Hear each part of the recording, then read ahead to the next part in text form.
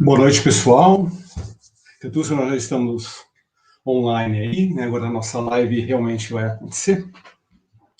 Então, primeiramente, gostaria de agradecer a presença aí do pessoal, né, que está atendendo hoje a nossa live mais uma vez.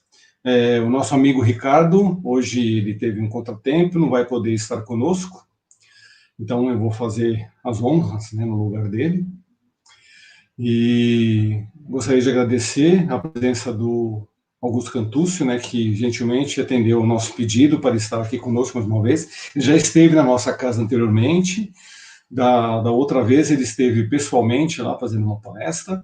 Agora, né, infelizmente, pelo motivo que a gente sabe da pandemia, a gente não está podendo fazer as nossas palestras, pelo menos por enquanto, né, fazer as palestras presenciais, então a gente conta aí com os amigos participando conosco de forma online. Então, Cantúcio, muito obrigado por você estar aqui conosco. Né? Bom, sem mais delongas, a gente vai então iniciar a nossa reunião de hoje com uma prece. Eu vou fazer a prece agora e depois eu passo a palavra aí para o Cantúcio para que ele possa fazer a palestra dele. Então, nesse momento, vamos fechar os nossos olhos, vamos elevar o nosso pensamento a Jesus, nos conectar com a espiritualidade superior e amiga da nossa casa, agradecer mais uma vez por essa oportunidade de estarmos juntos, reunidos, em nome de Jesus. E agradecer também pela oportunidade de termos a tecnologia disponível que nos permite, mesmo em uma situação complicada como a que estamos vivendo, que possamos estar reunidos, ainda que remotamente, possamos estar reunidos numa palestra, né, que com certeza irá trazer bastante conhecimento e vai trazer também para a gente um pouco mais de entendimento a respeito da doutrina espírita. Então, que nesta noite possamos estar imbuídos dos nossos melhores sentimentos e que ao final dessa palestra possamos sair melhor do que chegamos.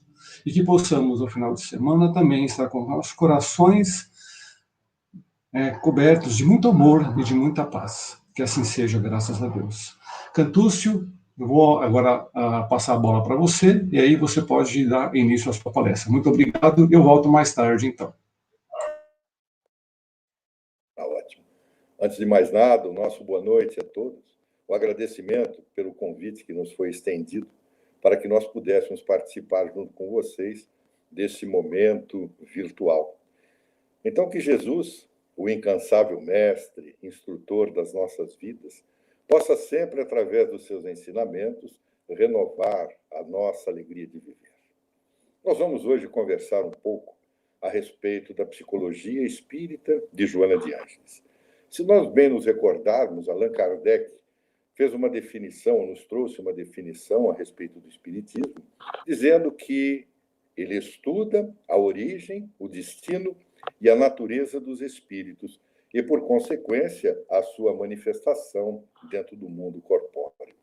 Então, Allan Kardec, quando ele teve a oportunidade de inaugurar aquilo que hoje nós conhecemos como sendo a Revista Espírita, lá no ano de janeiro de 1858, na primeira edição, e que ela durou durante 12 anos, até 1869, por ocasião da desencarnação do mestre Lyonês, ele teve a oportunidade de escrever, justamente nessa primeira edição, que estudar a natureza dos espíritos é estudar o homem, uma vez que deverá esse também fazer parte do mundo dos espíritos. Então, ele prossegue dizendo que eis porque adicionamos ao título principal de Revista Espírita o subtítulo de Jornal de Estudo de Importância. Então, vejamos como Allan Kardec, dentro da sua perspicácia, da sua grande capacidade de discernimento, antecipava para nós a oportunidade de conhecermos um pouco mais a respeito dos efeitos chamados psicológicos em nossas vidas. Porque até então, até essa ocasião, a psicologia era uma parte integrante da própria filosofia. Somente em meados da década de 1870, quando foi inaugurado um laboratório de psicologia na Universidade de Leipzig, na Alemanha, através do esforço de Wilhelm Wundt, é que começaram, então, a surgir Logo depois, as chamadas forças da psicologia, sendo a primeira delas, diante da proposta de alguns pesquisadores, a chamada psicologia comportamentalista. John Watson e outros tantos que se transformaram nos grandes ícones dessa área da psicologia, eles estabeleciam que, para que se pudesse analisar os efeitos psicológicos em quem quer que seja, seria necessário que o processo fosse sempre analisado e replicado dentro de laboratórios. Logo depois, surge a chamada segunda força da psicologia, que vem a ser a chamada psicanálise de Sigmund Freud e os seus processos neuróticos, de uma forma geral, falando muito pouco a respeito da nossa própria ou do nossa própria capacidade de vencermos esses obstáculos psicológicos. Então, na década de 1950, começa a surgir, através de Abraham Maslow, uma proposta renovadora.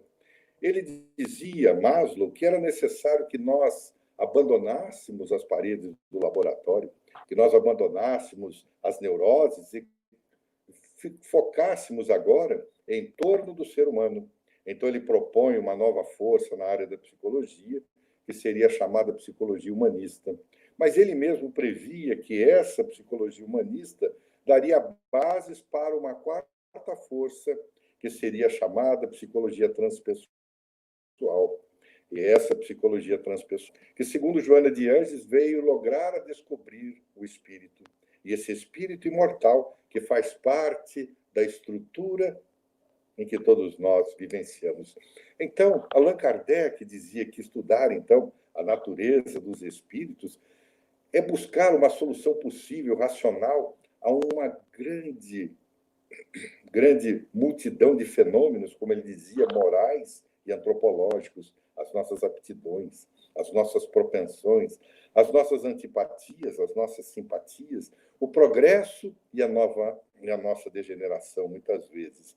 Então, seguindo a proposta que o próprio Kardec exarou em A Gênese, que dizia que o espiritismo deveria acompanhar a ciência ou avançar com a ciência, nós estamos hoje aí diante de uma proposta pelo espírito Joana de Ângeles, que veio a ser denominada a psicologia espírita de Joana de Ângeles.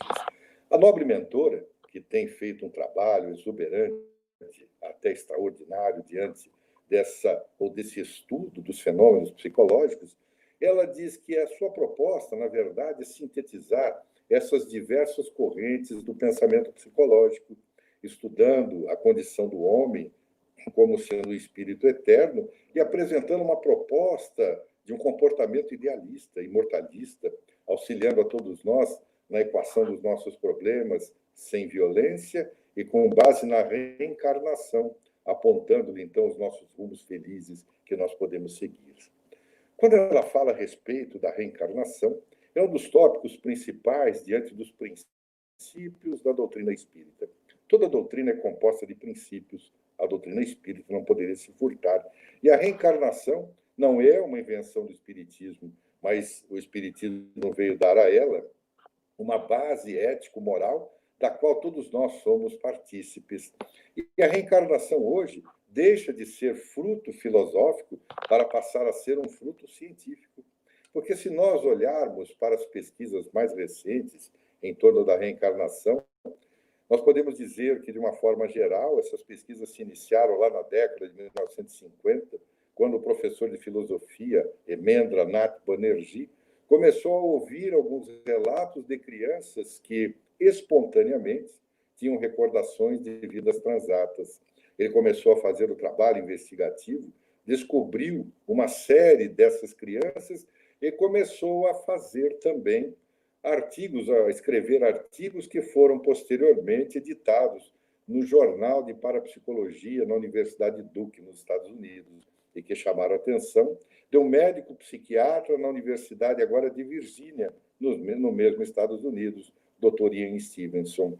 Stevenson, durante 40 anos, pesquisou a respeito do fenômeno da reencarnação. Ele teve oportunidade, na época, de escrever uma obra que tornou-se um ícone diante dos estudos da reencarnação, chamados 20 casos sugestivos de reencarnação. Essas obras acabam hoje sendo trazidas à baila, mostrando que, de fato, a reencarnação é um extraordinário processo educativo. Porque muitas vezes nós imaginamos que falamos a respeito da reencarnação, trata-se de um processo punitivo, imaginamos que tenhamos feito mal aqui, ali, acolá, etc. Mas não. Ao contrário do que nós imaginamos, a reencarnação não é um processo punitivo. Ele é justamente o contrário. Ele é um processo educativo ao qual todos nós estamos sujeitos. Então, diz Joana de Ângeles que a grande tarefa da psicologia espírita que ela se propõe é tornar-se uma ponte entre os contributos que foram dados pelos estudos ancestrais dos eminentes psicólogos, psiquiatras, oferecendo uma ponte com o pensamento espírita, porque, afinal de contas, o espiritismo veio para iluminar os abismos do nosso desconhecido. Então, veio a trazer uma série de informações que acabam se coadunando com aquelas pesquisas que foram elaboradas por esses nobres, como nós dissemos, que são os grandes autores das forças na área da psicologia. Então, o que acontece?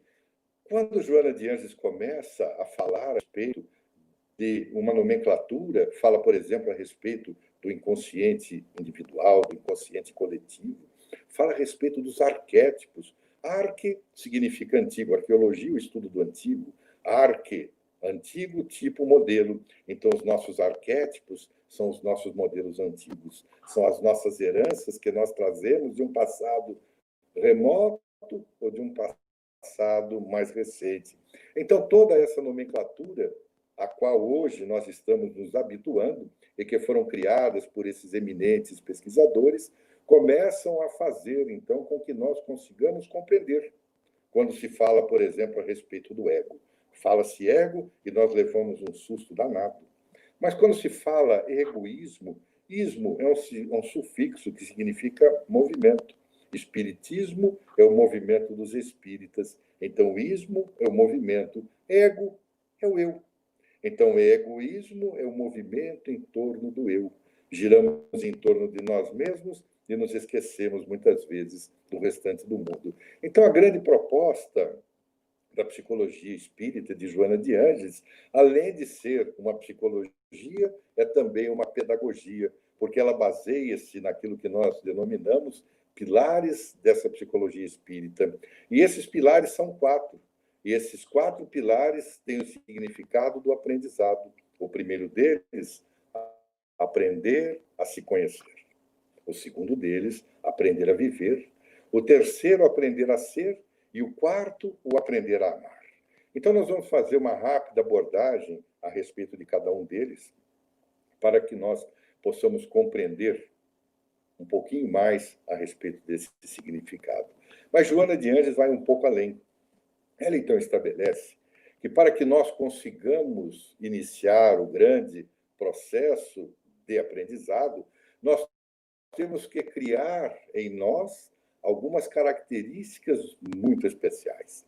A primeira delas versa em torno também de um dos princípios, se não o primeiro, com certeza, da doutrina espírita, que trata-se da crença em Deus. É a grande base do espiritismo. Todos os demais são decorrentes da nossa crença na existência de Deus. Como diz Joana de Ângeles, o sol transcendente é o grande arquétipo primacial, a divindade que se irradia como fonte de vida, de calor, de energia, o eixo central do universo, gerador do cosmos. Então, nós nos recordamos de Allan Kardec na famosa questão número 1 do Livro dos Espíritos, que é Deus.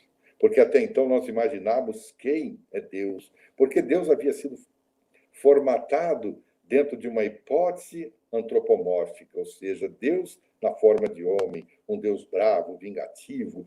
E daí as histórias fantásticas que ocorreram muitas vezes nas obras que se dizem vinculadas à palavra de Deus.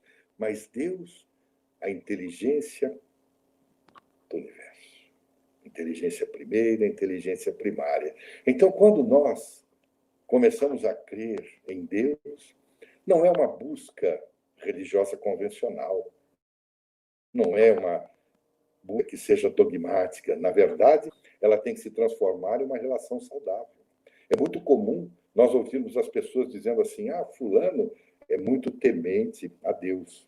Jesus, quando veio estabelecer esse grande divisor de águas, que fala-nos a respeito de um outro Deus, que não é aquele Deus antropomórfico, aquele Deus vingativo do Velho Testamento, ele nos faz uma proposta exuberante. Ele diz assim: ama a Deus acima de todas as coisas. Então, veio estabelecer o primado do amor a Deus. Então, a crença em Deus é o início de todo o processo do nosso aprendizado. E, como consequência da crença em Deus, surge a nossa religiosidade.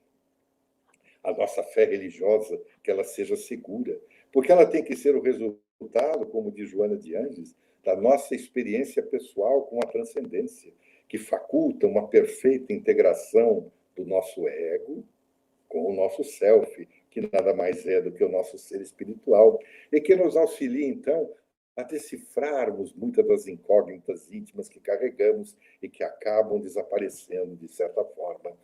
Então, quando nós entendemos a existência de Deus, nós começamos a perceber que, de fato, ele nos faz mudar a ideia a respeito de nós mesmos. Quando nós nos tornamos os grandes filhos de Deus, veja, a lei de adoração que faz parte lá do nosso querido livro dos Espíritos, ela é existente em todas as épocas da humanidade. Todos os povos, em todas as épocas, nós adoramos a Deus de uma forma ou de outra. Ou seja, sempre tivemos a certeza da existência de Deus. Mas se nós tivermos alguma dúvida, sendo ele a inteligência primária, primeira do universo, é só nós olharmos a estrutura da própria natureza. Às vezes nós não nos damos conta. Mas o nosso mundo, nós sabemos que participa de dois movimentos. O movimento de rotação, que é em torno do próprio eixo, esse famoso pelas 24 horas, e o de translação, em torno do Sol, que nos leva aos 365 dias ou 366 nos anos bissextos. Mas esse movimento de rotação, ele se dá a uma extraordinária velocidade de 1.600 km por hora. E veja que nós não saímos voando de um lado ou para o outro. Então, diz o Dr. Tracy Morrison que alguém pensou para que o mundo funcionasse dessa forma. Porque se fosse de uma maneira diferente, imaginemos, por exemplo, que o movimento de rotação fosse a uma velocidade de 160 km por hora. Os nossos dias teriam, então, ao invés de uma duração média de 12 horas, teriam 120 horas. Tudo que existe na face da Terra morreria, queimado pelo Sol. Imagina 120 horas de sol incandescente. Todos os dias, com certeza, tudo feneceria. E aquilo que não fenecesse, que não morresse, durante as 120 horas do dia, com certeza, morreria nas 120 horas da noite, pelo frio intenso que se colocaria no nosso planeta. Então, alguém pensou, para que a estrutura da natureza do nosso planeta fosse a mais adequada possível. Então, a religiosidade é, como diz Joana de Ângeles, o resultado de uma experiência pessoal com a própria transcendência que é Deus. Nós conseguimos nos integrar com a divindade.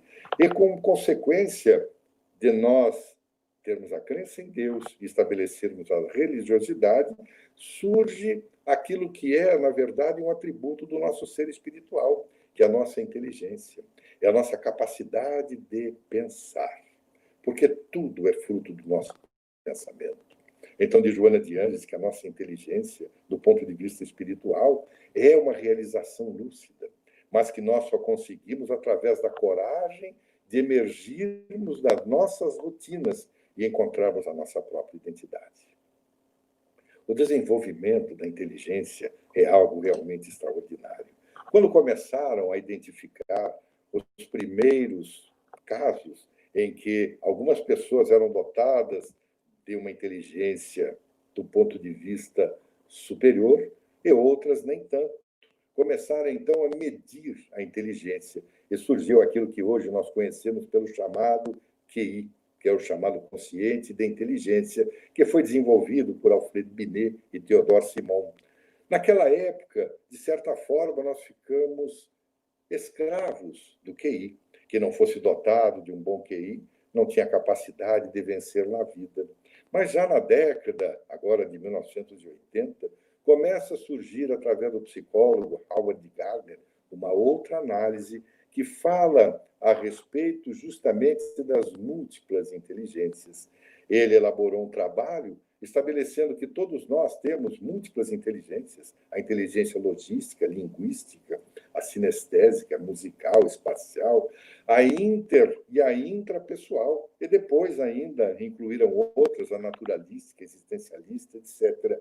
Mas foi Daniel Goleman, por volta dessa mesma época, que estabeleceu um outro quê, o QE, ou seja, o quociente emocional, porque nem todos que eram dotados de um alto QI, que é, na verdade, uma capacidade da nossa inteligência logística, matemática, não conseguia se dar bem se não tivesse o quociente emocional. Então, estabelece esse grande princípio QE, que se complementaria com o QI. Mas é no ano 2000 que uma física quântica, a doutora Dana Zohar, surge com o chamado QS. O S vem do spiritual, em inglês, que significa, então, o QS, ou consciência espiritual. Então, diz ela que é a grande inteligência da alma. Então, de Joana de Ângeles, que é essa inteligência espiritual que vai nos servir de sustentação para as outras duas, do QI e do QE, ou seja, de todo o desenvolvimento antropo, sócio, psicológico, emocional e instrutivo que nós temos passado ao largo de diversas reencarnações. Nós somos, na verdade, a soma de nós mesmos. Tudo isso que carregamos hoje é o resultado de um processo que vem sendo desenvolvido ao largo do tempo, desde há muitos milênios atrás. Então, de posse da crença em Deus, do desenvolvimento da nossa religiosidade e, por consequência, da nossa inteligência espiritual, nós podemos entender um pouquinho mais o que significam aqueles 4 pilares, como, por exemplo, o aprender a se conhecer. Porque muito se fala hoje em autoconhecimento, a conhecer-se a si mesmo. Cita-se a questão 919, desculpe, não me recordo exatamente o número da questão, mas que fala a respeito de uma resposta que Agostinho de Hipona havia dado a Allan Kardec, falando ou recordando-se daquilo que havia sido aventado por Sócrates e que estava lá exposto no templo de Delfos, no altar de Apolo, falando: homem, conhece-te a ti mesmo. Então, a proposta de Agostinho de Hipona é para que nós nos conhecêssemos a nós mesmos. Se eu não me falha a memória, a questão 919 mesmo, do Livro dos Espíritos. Então, Joana de Ângeles vai um pouco além. E ela diz que o autodescobrimento tem por finalidade conscientizar-nos a respeito daquilo que nós necessitamos, de como nós podemos realizar e quando nós podemos dar início à nova fase. Todos nós sempre tivemos curiosidades a respeito do nosso passado e do nosso futuro. Não fosse assim, não existiriam os chamados oráculos em Delfos, não existiriam os pítons, as pitonisas, os videntes. Agora, no entanto, o grande desafio contemporâneo de Joana de Ângeles é justamente buscar a conhecer a nós mesmos. E veja que essa busca do autoconhecimento faz parte das escrituras mais antigas. Se nós nos recordarmos, por exemplo, do Bhagavad Gita, que fala a respeito das histórias narradas pelos antigos hindus e que datam de aproximadamente 3.000 anos antes de Jesus, nós vamos encontrar um diálogo entre Krishna e o seu apóstolo Arjuna, onde Krishna leva Arjuna a compreender que haveria necessidade de uma guerra, e essa guerra deveria ser travada entre seus primos, entre os Pandavas e os Kuros. Era a proposta dele. Arjuna não consegue compreender de imediato, então ele explica que essa guerra, essa grande batalha, vai se dar dentro da própria consciência. Porque os curos são aquilo que Allan Kardec veio modelar como sendo as nossas más inclinações. E os pândavas são as nossas virtudes. Essa guerra interior, para nós nos autoconhecermos, é justamente entendermos que somos portadores, muitas vezes, dos curos, das más inclinações, e somos portadores das virtudes, que são exatamente aquilo que nós adquirimos ao largo das nossas encarnações. E Jesus, que era um extraordinário, excelso psicoterapeuta, como chama Joana de Ângeles, ele teve a oportunidade de narrar, como nós bem sabemos, diversas parábolas. E parábola significa, ou vem na origem do grego paraboleim, que significa colocar lado a lado, estabelecer metáforas. Em uma delas, Jesus fala a respeito do joio e do trigo, que veio o semeador e semeou o trigo, mas enquanto ele cochilava, enquanto ele dormia, veio o seu inimigo e semeou, na verdade, o joio.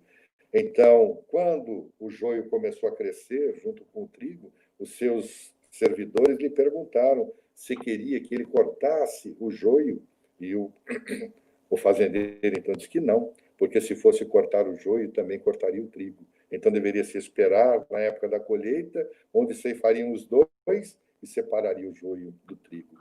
Na ideia de uma psicologia profunda, o joio nada mais é do que as nossas más inclinações.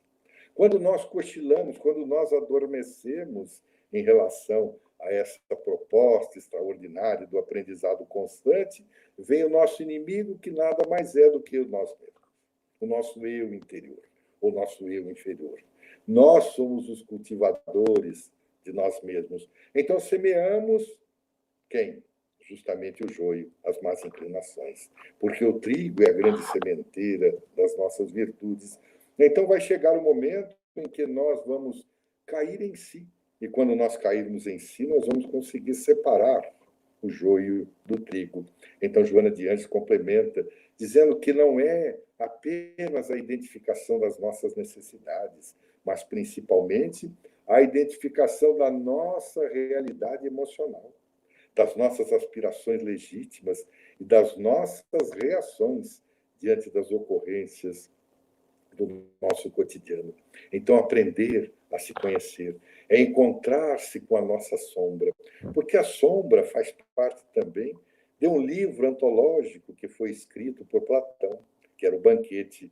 E durante esse livro, durante a execução desse banquete, diversas pessoas narravam uma determinada história. E um desses historiadores fala a respeito do momento em que nós habitávamos as furnas, as cavernas, e nós fizemos a primeira grande descoberta do mundo, que é justamente o fogo. Enquanto estávamos alocados nas cavernas e começamos a utilizar do fogo, o crepitar das labaredas acabava projetando nas paredes as nossas sombras. E isso nos aterrorizava. E com isso nós ficávamos com medo de sair da caverna, porque se já tínhamos medo dentro da caverna, imagina o que nós poderíamos encontrar do lado de fora. Então a sombra é algo que realmente sempre nos apavora. Mas a sombra, na verdade, é aquilo que nós trazemos de um passado, que são, na verdade, muitas coisas que nós preferimos abandonar, nós preferimos deixar para trás. E veja, quando nós fazemos uma limpeza da casa, da nossa casa, do nosso lar, e resolvemos, por alguma razão, não jogar a sujeira fora. Levantamos o tapete e jogamos debaixo do tapete. Mais dia, menos dia, nós vamos ter que limpar. Quando nós fazemos a nossa limpeza mental, é a mesma coisa. Se nós deixarmos o lixo acumular, mais dia, menos dia, nós vamos ter que limpar a nossa casa mental. E como diz Joana de Ângeles, toda mudança dói. Basta queremos mudar os móveis de casa, não é? Se nós mudarmos os nossos móveis, ao final do dia, estaremos com uma dor terrível no nosso corpo. Mudar a casa mental é a mesma coisa. É uma dor emocional. Então, encontrarmos-nos com a nossa sombra, a nossa parte negada e desconhecida da nossa personalidade, é justamente a identificação das nossas necessidades. aquilo que nós queremos para nós mesmos, aprendermos a nos conhecer, aprendermos a nossa capacidade de elucidarmos para nós mesmos, mas aprendermos também as nossas limitações, porque nós ainda as temos. Nós não podemos sair imaginando que somos aquilo que ainda não somos. Todos nós estamos em uma grande escada de aprendizado. De Joana de Ângeles, que nós somos eternos aprendizes da vida. Todos os dias, a todos os instantes, nós estamos aprendendo. Então, aprender a se conhecer é o grande primeiro pilar a que ela se refere diante da oportunidade que nós temos de aproveitar a nossa reencarnação e partirmos para o nosso grande desafio, autoconhecer-se. Porque depois que nós estabelecemos os princípios do autoconhecimento, vem o segundo pilar, que é o aprender a viver. Mas como é que nós aprendemos a viver? De Joana de Ângeles, que é aceitar-se como se é. Sem desejar imitar modelos transitórios, aqueles das glórias momentâneas que brilham sobre o foco das lâmpadas da ilusão. Então, veja, quando nós falamos a respeito da ilusão, muitas vezes nós vivemos entre ela, a ilusão, e a realidade. Abraham Maslow dizia, aquele psicólogo que nós citamos como sendo o autor da psicologia humanista, dizendo que todos nós temos as nossas necessidades sociais. A primeira base dessas necessidades sociais, que ele acabou traduzindo na forma de uma pirâmide, é o nosso viver bem. Agora, nós precisamos saber se nós queremos viver bem ou se nós queremos bem viver. Há uma pequena diferença. Nós temos que aceitar como nós somos. Nós sempre brincamos a respeito de uma novela que passou muitos anos atrás. Naquela época eu até assistia novelas porque nós não tínhamos lá muitas opções. Hoje quase não assisto às televisões. Mas havia uma novela que chamava-se Gabriela, Cravo e Canela. E a introdução, o início da novela, se dava com uma música. E essa música falava assim: eu nasci assim, eu sou mesmo assim, vou ser mesmo assim. Gabriela. Eu não canto para que vocês não se encantem com a minha voz. Mas nós dizemos que essa atitude é justamente aquela que nós não devemos ter. Porque nós devemos ter uma atitude que seja, como dizem os psicólogos, proativa. Nós temos que aceitar como nós somos, mas não vamos dizer que nascemos assim, vamos morrer assim, vamos viver assim, não. Nós temos que buscar formas de vencermos a nós mesmos. Há uma obra que há muitos anos atrás, conversando com o Divaldo Franco, ele comentou a respeito e logo depois nós compramos o livro, que fala a respeito de uma antiga civilização que viveu próximo à cidade do México, em uma cidade que se chamava Teotihuacan. Teotihuacan significa a cidade onde os homens se transformam em Deus. Teo é Deus, Tihuacan, onde se transformam. E fala a respeito da civilização tolteca, que teria vivido algo em torno de 800 a 900 anos antes de Jesus.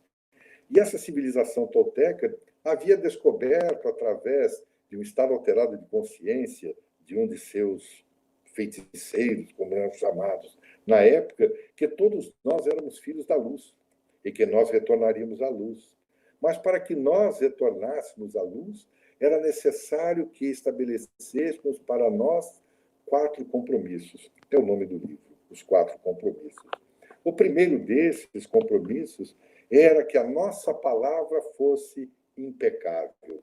Impecável vem do latim impecator, sem pecado, sem equívoco, sem erro. E nós vemos a palavra impecável. Jesus dizia: seja o seu dizer sim, sim, não, não.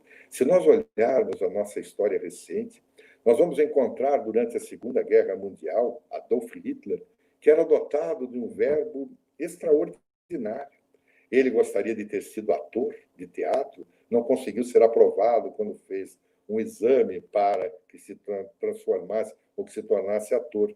Mas era dotado de um verbo muito feroz, e através desse verbo feroz levou à eclosão da Segunda Guerra Mundial, que até pouco tempo falava-se na morte de aproximadamente 30 a 50 milhões de pessoas. Recentemente lemos um artigo em que fala que hoje se pensa em 72 milhões de pessoas que desencarnaram durante essa guerra.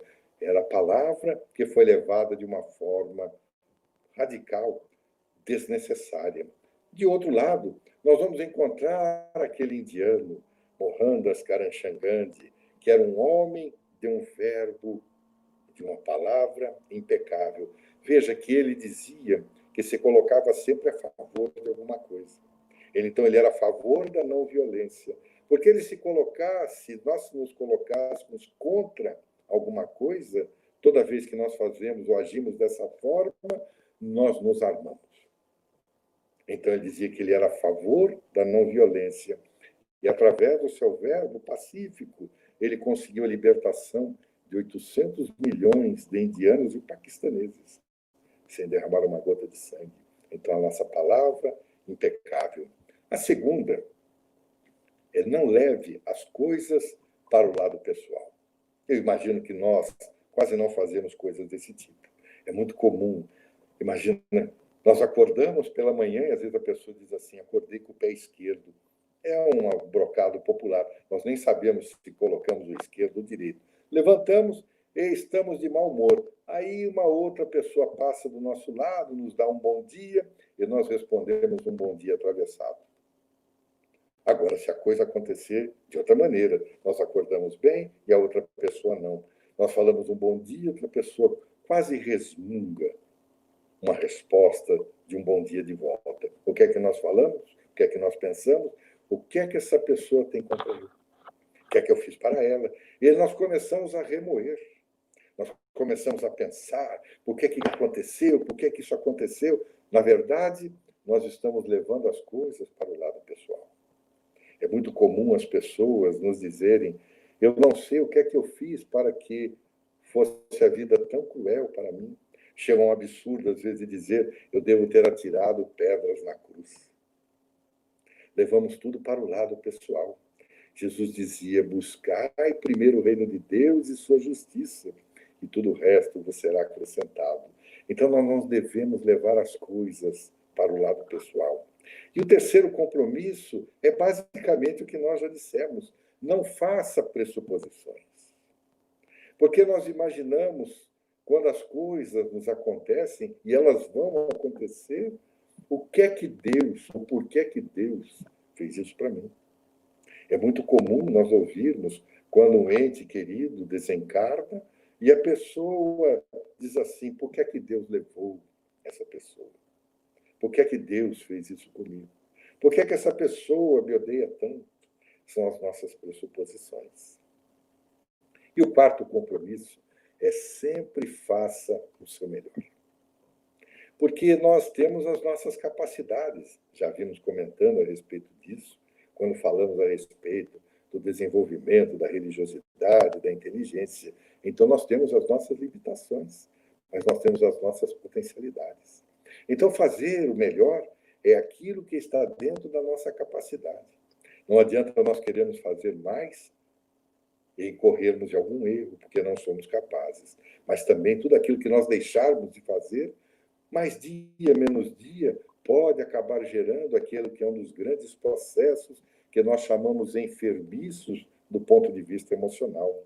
Aquele que acaba, muitas vezes, levando os nossos chamados transtornos da emoção, os transtornos da afetividade, principalmente a chamada depressão, que nada mais é do que uma consequência de uma consciência de culpa. Poderíamos ter feito algo e não fizemos. Então, aquilo acaba agindo em nós como uma consciência de culpa. Então, acaba gerando, como dissemos muitas vezes, esse transtorno da afetividade das nossas depressões.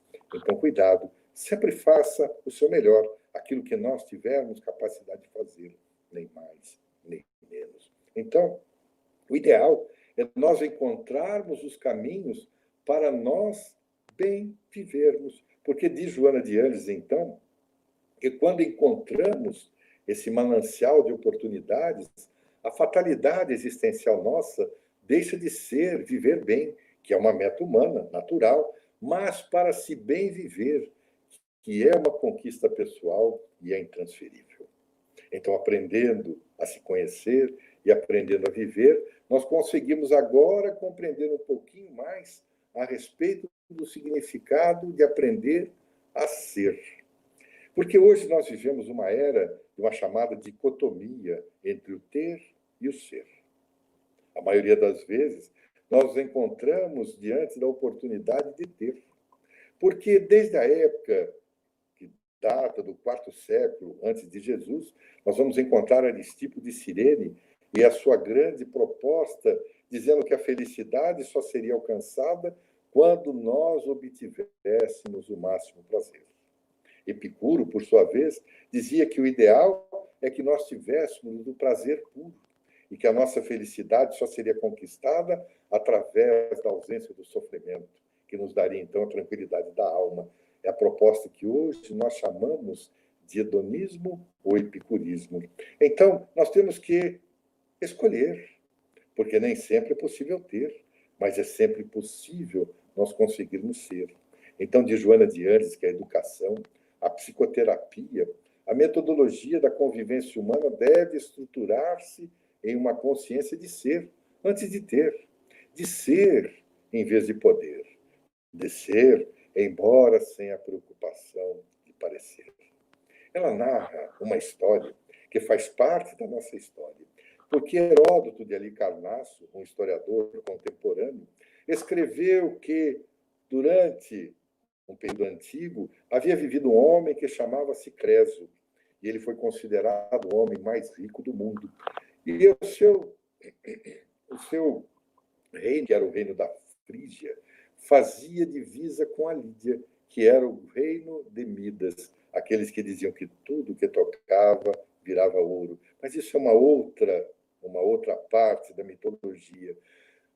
Quando nós falamos a respeito de Creso, ele era considerado o homem mais rico do mundo. A sua região da Frígia, como dissemos, é hoje onde ocupa a Turquia. E havia um rio na época, o rio Pactolo, que despejava pepitas de ouro nas margens. Essas pepitas eram recolhidas e eram levadas ao palácio de Creso e se transformavam muitas vezes em peças, em estátuas de ouro maciço. Então ele se considerava o homem mais feliz do mundo. E certa ocasião, ele recebeu a visita de Solon, que era um dos sete sábios da Grécia. E levou, depois de uma ceia dos Acepipes, levou Saulo para que conhecesse a sua sala do tesouro. E diante daquela enormidade das estátuas de ouro maciço, de todas as peças cravejadas de rubis, de diamantes, ele pergunta a Solon, na sua opinião, quem é o homem mais feliz do mundo? Imaginava que a resposta seria dada para ele. Afinal de contas, ele era o homem mais rico do mundo e, por consequência, deveria ser o mais feliz. Mas Solon dá-lhe uma resposta que acaba, de certa forma, lhe trazendo uma tristeza. Diz a ele, a pessoa mais feliz do mundo, e narra a história de um jovem da antiga Grécia que havia defendido a cidade durante ataque de inimigos e, como consequência disso, resolveram lhe fazer uma homenagem e colocaram uma estátua na praça central da cidade. Então, aquele homem, por ter sido dotado de um comportamento ético, de um comportamento moralizante, de defesa das pessoas, ele era, no entender de Solon, o homem mais feliz do mundo. Mas Creso não se deu por feliz, nem por contente, e perguntou, então, e na tua opinião, qual é a segunda pessoa mais feliz do mundo?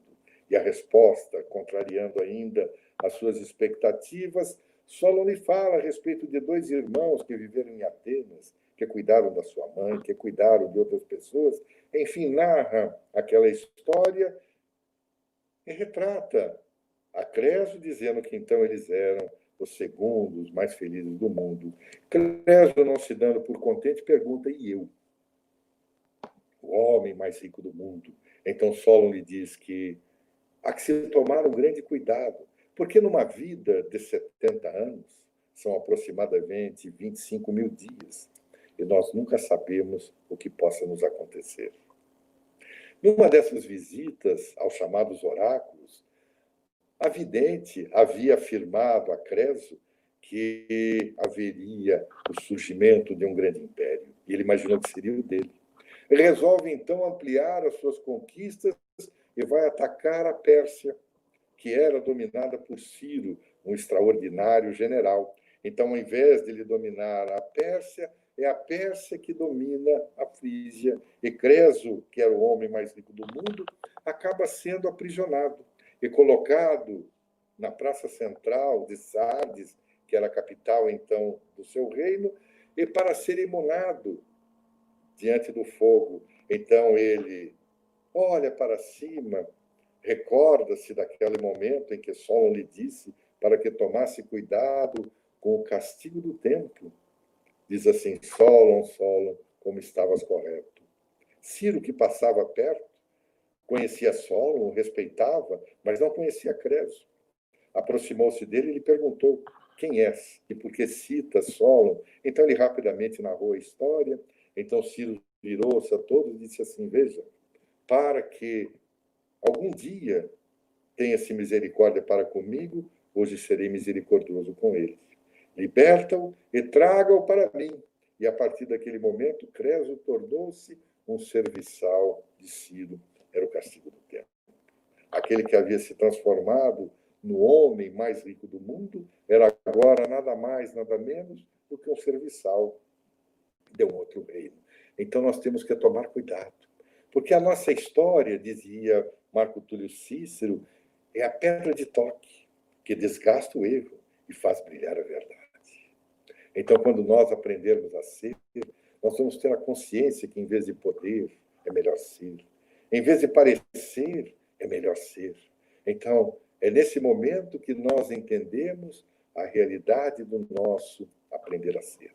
Mas quem aprende a se conhecer, quem aprende a viver e aprende a ser, agora consegue estabelecer os princípios justamente do quarto pilar, que é o aprender a amar. Porque diz Joana de Ângeles que todos nós somos eternos aprendizes da vida. Então, amar também se aprende. Mas ela diz que o amor atravessa diferentes fases. O infantil, que tem um caráter possessivo, o juvenil, que acaba se expressando através da insegurança, e o maduro, que é pacificador, que já se entrega sem reservas e acaba se fazendo planificador. Então, nós vemos que o amor é o grande divisor de águas e o maior motivador, o maior percursor do amor foi Jesus. E Gandhi, que nós citamos agora há pouco, ele disse uma certa ocasião que quando uma única pessoa consegue adquirir a mais alta qualificação do amor, esse amor é suficiente para neutralizar o ódio de milhões. Então, Joana de Ângeles, em uma das suas obras, que ela fala a respeito do garimpo do amor, ela narra uma antiga lenda de origem persa também. Era a origem de Golconda. Então, ela narra que havia um homem, um fazendeiro, que ele tinha uma pequena herdade campestre, vivia muito bem dela, tinha lá os seus camelos, tinha uma certa tranquilidade, as suas vaquinhas, e as pessoas lhe perguntavam se ele era feliz, ele dizia que sim. Um homem que tem um lar, tem uma família, tem os seus camelos, tem algumas cabeças de gado, é um homem feliz, era o que lhe bastava. Mas, oportunamente, passou diante da sua casa uma pessoa que era um religioso. Se apresentou, começaram a conversar. Ele, então, o dono, o fazendeiro, lhe convidou para que ele adentrasse a casa, ali pernoitasse, e logo depois do jantar, eles se sentaram diante da lareira, e o homem religioso lhe perguntou: o senhor é feliz? E ele, sim, disse sim, eu sou. Afinal de contas, ele repetiu aquilo que repeti diversas vezes, quem tem uma família, quem tem um lar, quem tem os menos, é, por consequência, feliz. Então o religioso lhe perguntou: o senhor conhece os diamantes? Ele disse: não. Ele: pois é, não pode se dizer que será feliz enquanto não conhecer os diamantes. Naquela noite, o fazendeiro quase não dormiu, pensando a respeito dos diamantes. Na manhã seguinte, o religioso foi-se embora e ele começou a ficar ensimesmado com a história dos diamantes. Acabou vendendo a sua propriedade. Pegou parte do dinheiro, pediu ao seu cunhado que cuidasse da sua esposa e filho, e ele resolveu sair pelo mundo.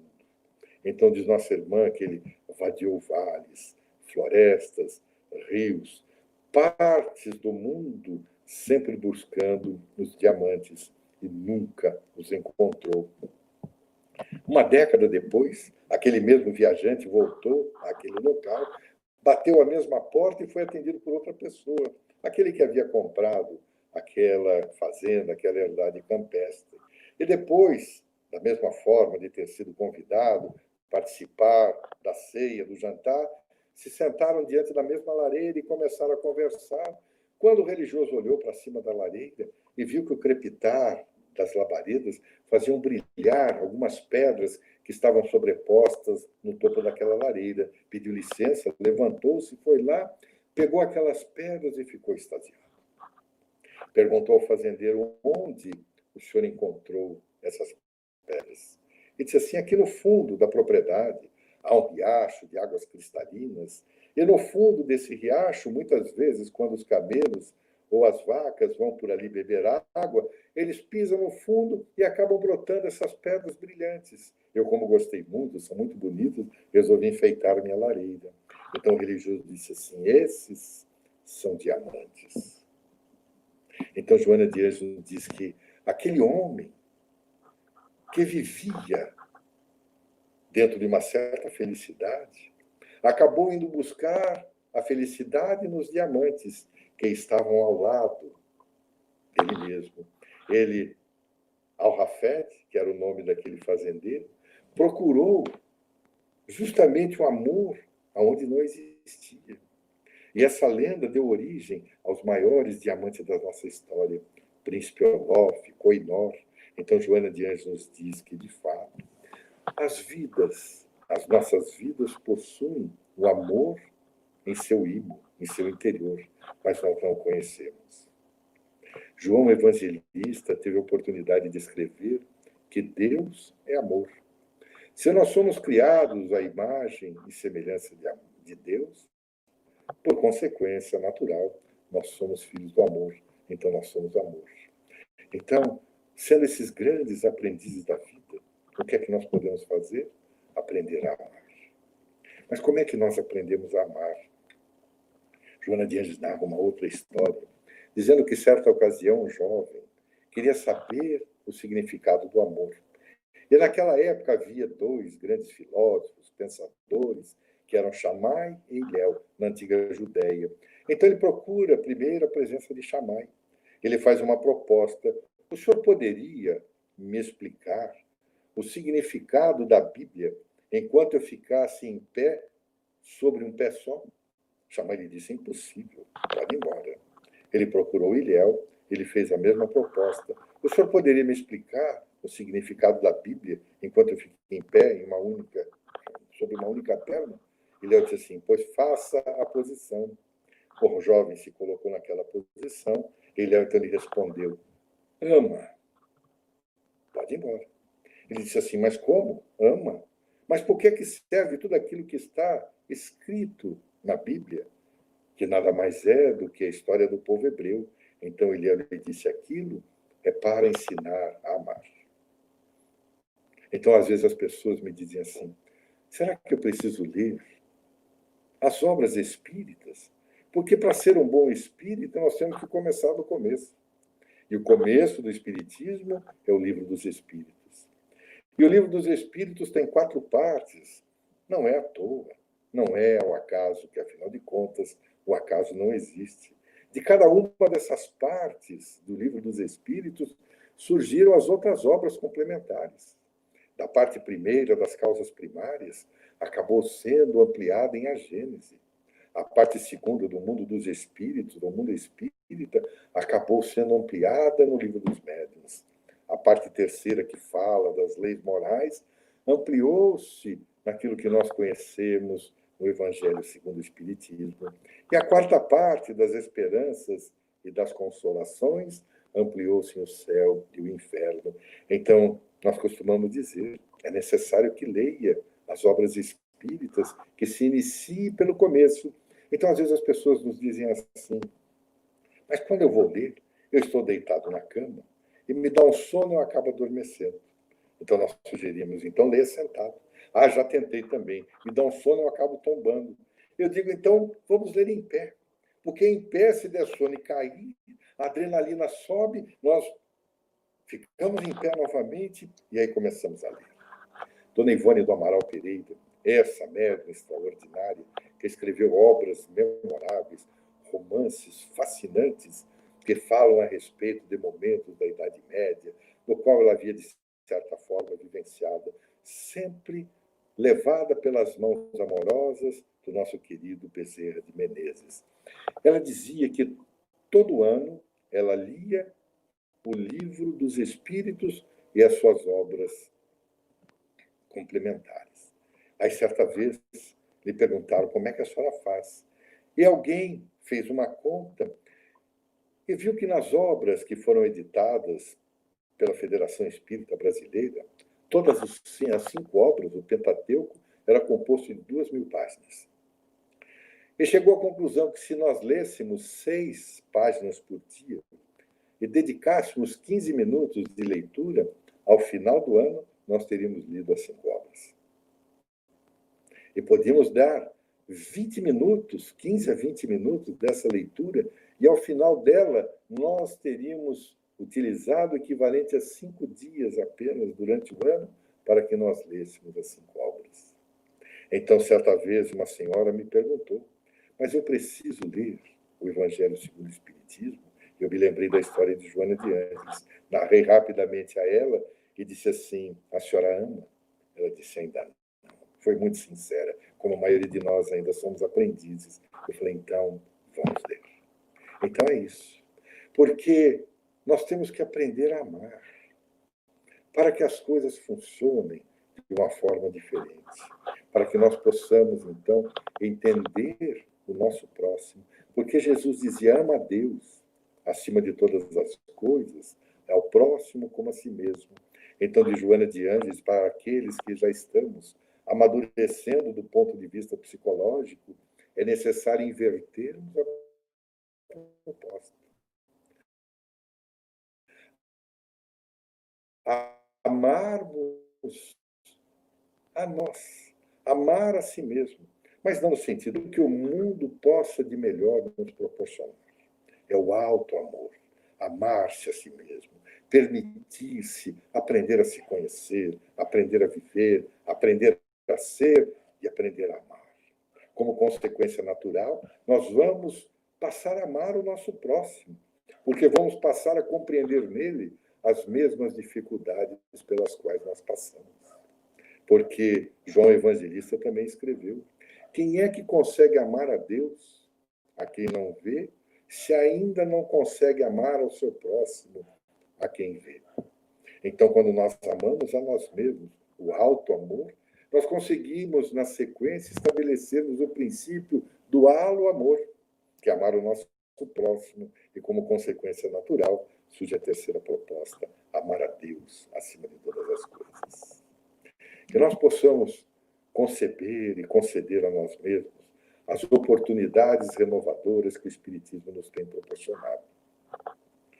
Que o entendimento a respeito da psicologia espírita, porque nada mais da psicologia é do que o estudo da alma. E como nós somos todos espíritos imortais, estamos todos nós sujeitos a esse extraordinário processo, como dissemos lá atrás, educativo. Então, que possamos prosseguir as nossas vidas nos autoeducando, nos conhecendo, amando, crendo em Deus, estabelecendo os princípios da religiosidade e que as nossas vidas sejam repletas sempre de muita paz. São os nossos votos a todos nós. Muita paz.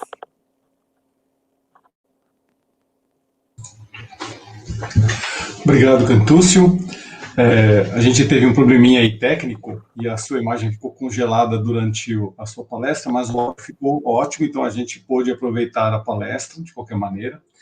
E realmente, como foi colocado aí para algumas pessoas no chat, uma excelente palestra. A Joana de Ângeles ela é sempre muito atual.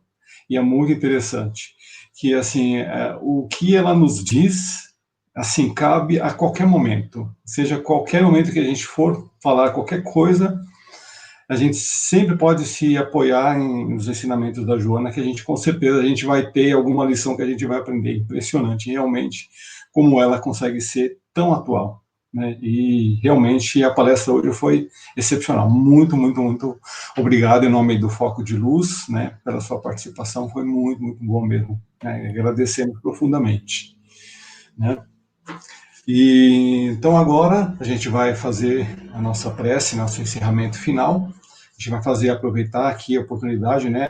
Quando a gente tinha a palestra presencial, a gente costumava, né, fazer o passe, o individual, o coletivo, né? Então, devido à questão da gente estar fazendo a palestra apenas de forma online, então a gente vai fazer uma vibração, mas de qualquer maneira, né, a gente tem certeza, né, que todo mundo que está nessa live com certeza está conectado com a espiritualidade superior, e assim a gente vai aproveitar esse momento, né, de reflexão para que a gente possa contar com a ajuda dos nossos amigos que estão aí conosco o tempo inteiro. Né? A gente sabe que a gente nunca está sozinho, a gente sempre pode contar com a presença dos nossos amigos, né? E assim, em situações mais difíceis, assim, basta a gente pedir, né, e deixar o canal aberto aí que eles vêm a nossa ajuda com certeza, né? Então vamos aproveitar esse momento, depois dessa palestra tão bacana, tão esclarecedora e tão reconfortante.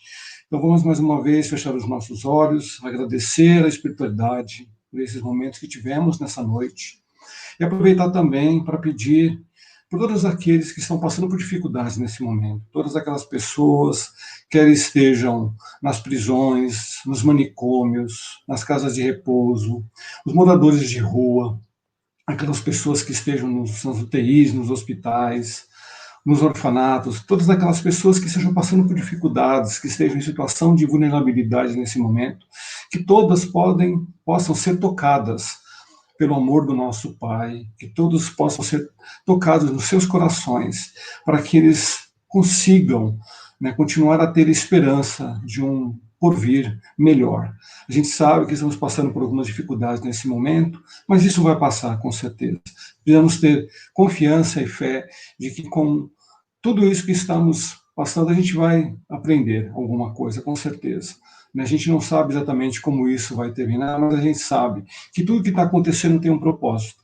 Então, que a gente possa ter esperança no futuro e que, principalmente, que possamos ter fé de que tudo vai passar, de que, de alguma maneira, a gente vai sair dessa situação com um aprendizado que vai nos ajudar a guiar o nosso caminho através da eternidade. Que assim seja, graças a Deus. Cantuce, então, mais uma vez, muito obrigado. Esperamos que da próxima vez possa ser uma palestra presencial, né? Esperamos que isso não demore, né? Que a gente possa retomar em breve as nossas palestras presenciais e que todos tenhamos, né, um final de semana muito bom, de muita paz e de muito amor. E Cantuce, mais uma vez, muito obrigado. Olá, meus amigos.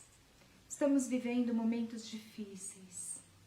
A crise do coronavírus tem nos afetado, tem trazido para nós momentos ímpares que, ao meu ver, aos espíritas cristãos que conseguem enxergar além, esse talvez será um momento oportuno para que nós possamos testemunhar a nossa fé.